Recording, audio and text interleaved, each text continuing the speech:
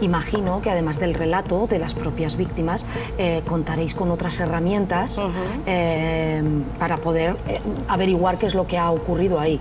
Y creo que los dibujos son fundamentales. Sí, los dibujos proyectivos o trabajar de manera que ayuden a expresar emociones ayudan mucho en el proceso terapéutico. Pues Carla, le voy a pedir por favor que me acompañe a la pizarra, porque precisamente Carla ha tenido la deferencia de traernos, ahora lo van a ver nuestros espectadores, 4 dibujos de una persona adulta que acaba de terminar la terapia. Terminó el miércoles. Y que a través de estos dibujos podríamos recorrer precisamente el proceso que él ha seguido. Así es.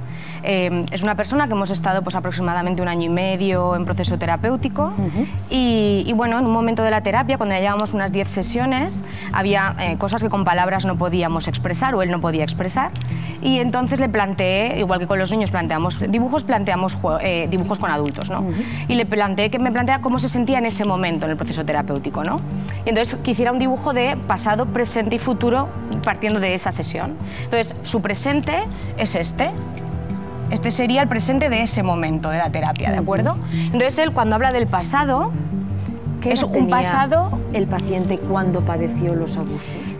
Tuvo 2 episodios de abusos por parte de la misma persona, pero espaciados en el tiempo, ¿no? Uno entre los 6 y los 8 años en varias ocasiones, y cuando llegó a la adolescencia volvió a encontrarse con esta persona y volvió a tener un síndrome de trauma, ¿no? Un bloqueo emocional, y no pudo reaccionar. Y ese primer dibujo sería el que reflejaría... Claro, refleja eso y refleja todos los años en los que ha estado atrapado emocionalmente en el abuso, porque aunque no había abuso sexual a lo largo de los años, seguía con esta sensación constante de dolor, ¿no? Y entonces estaba anclado a ese lastre, solo veía oscuridad, son un poco lo que él veía, ¿no? No había futuro.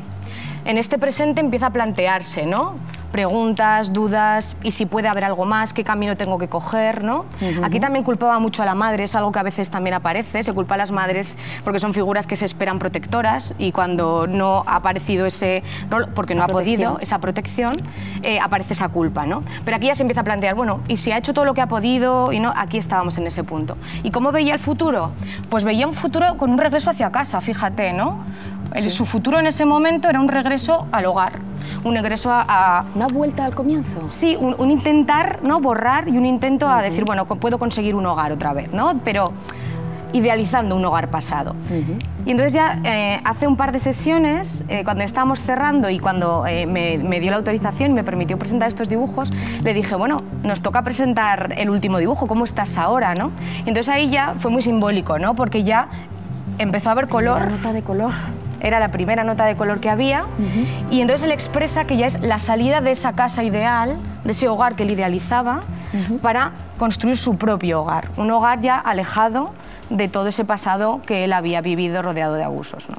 Muy interesante. Imagino que con los niños, pues los dibujos también.